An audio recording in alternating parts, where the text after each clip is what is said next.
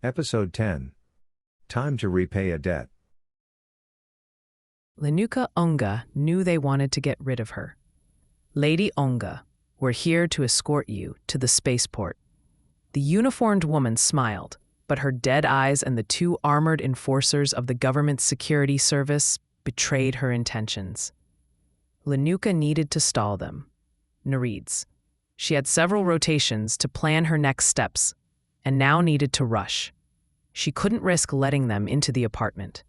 The assembly wanted to ship her off to an unspecified location, or worse. "I need to pack," said Linuka into the doorcom.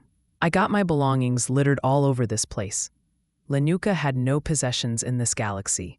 Even the repurposed sleepwear on her body was government-owned and came with the apartment they assigned to her. "You are a being of purpose," her mystic teachers had always said. It felt easier while living in a palace. Now there was nothing else. Just Linuka. She needed to regain that purpose. "You'll miss your flight to orbital. A connecting shuttle to the Darkstring convoy won't wait for you. Let us in and we'll help you pack." "No, you won't," thought Linuka. The trio outside fixated on the front door. There was no adjacent reality in which Linuka could dodge their stare. How else could she get out? She had expected some sort of guarded detention housing, a comfortable prison for safekeeping the rogue child of Kel Sha'ada, until the assembly had figured out what to do with her. Instead, they moved her to this large inner-city apartment on the edge of the government district. "Lady Omga, don't make this difficult. We're coming in and help you." An armored man advanced, using a small device on the door panel. Linuka saw the door unlock, an override. She ran down the corridor, hearing the door sliding open behind her, heavy boots stepping on the tiled floor. "Halt," said a voice, filtered by a helmet face guard. Curses, then the heavy steps quickened. She dodged right. The kitchen's balcony panel was the only other exit. The separator fence was only chest high, and she could climb it and slide down a short drop into the access alley. Magi. The outline of a security guard helmet peeked over the fence. They had anticipated this escape route. Steps filled the corridor, catching up. 3 pursuers there versus 1 guard who might not expect her yet. She pushed the door panel, stepped into the triple starlit outside. Half blinded, she saw shadows in the kitchen. She inhaled. The realities split. A sound diverted the alley guard, prompted him to tilt his head.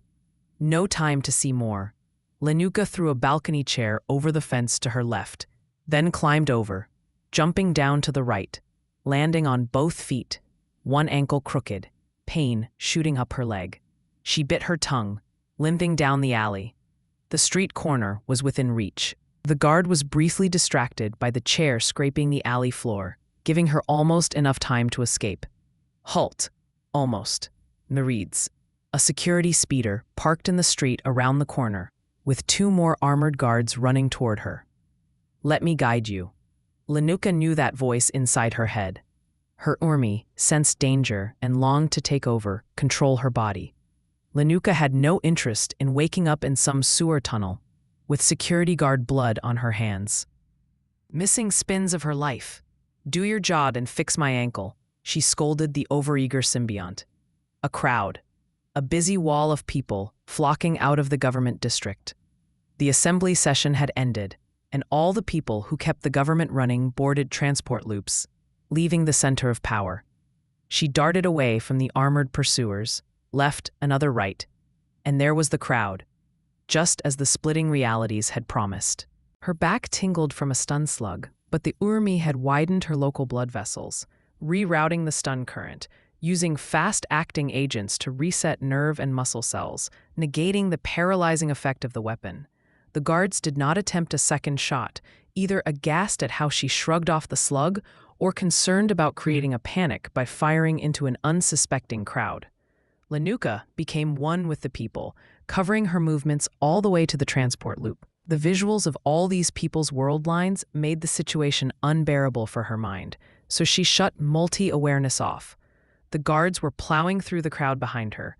She knew this without consulting the multiverse. She reached a loop pod, pushing herself inside and onto a vacant seat, ducking under the windowed sidewall. Let's go. An eternity passed, then the pod doors swung shut, and the transport started moving before any of the guards could board it. She straightened her upper body, ignoring the stares of her fellow loop riders. Sweat purled from her forehead, a small price to pay for the biochemical overdrive that Urmi had put their shared body into. The transport loop took her out of the government district as she hoped for, but she had no idea where she was going, or where to get off. Her ride resembled the state of her plan. She had one. Well, more of a grand strategy. The last time she had a concrete plan. Brilliantly crafted and executed, someone died for that plan. Her father. Or did he? A chain of fringe events may have led to his survival. Having clear memories of the serious man who had volunteered, loading the weight of the galaxy on his shoulders, hinted that not every causal connection to Kelshada had been severed. If there was causality, there was a way. Linuka could not see that path, however. A problem related to the din they found. Not only was her father remembered, but also the aliens who caused his death. The assembly declared victory, yet the war continued. Not all the causal connections to the Vamamare were cut. The extragalactic menace was still out there, preying on humans and their allies through space, time, and across realities. She didn't know how to search for her father, but she had a plan for finding surviving din. At least one still had to exist. Helping the Vamamare to repopulate their ranks back to threatening levels. The realities appeared calm, like a treacherous body of water, hiding its strong currents that could pull one to their doom. She had thought about all the options. The most likely was a young din, a premature alien mini-lord, hidden away somewhere in the multiverse, waiting to grow up and restart the Galacticide cycle with willing females. Linuka had to find that din and end it. When the realities would turn predictive, gloriously boring once more, then Linuka had fulfilled her purpose. She needed help, however. Linuka couldn't do this alone. She lacked the means for anything beyond planning. Linuka could contact Rar or Miru. Even the smallest chance of finding her father would make the silicate follow her to the edge of spacetime, and Miru would support searching for the epicenter of a reemergence of the Vamamare or die trying. And that was the problem. Her plans might get them killed. No, enough with the sacrifices. Her mother could have easily commanded her fleet away from the invading Vamamare, instead of heading for the center of the battle. Her father could have easily stolen that alien sphere drive and taken it to a safe hiding spot, instead of flying it straight into the enemy's home galaxy. She would only welcome help from individuals who stood to gain by aiding her, individuals with nothing to lose, for whom the most dangerous task was a step up from their suffering. Loyal Cha Dzeeny, the holy warrior who stole a battlecruiser because his Shajis asked him to.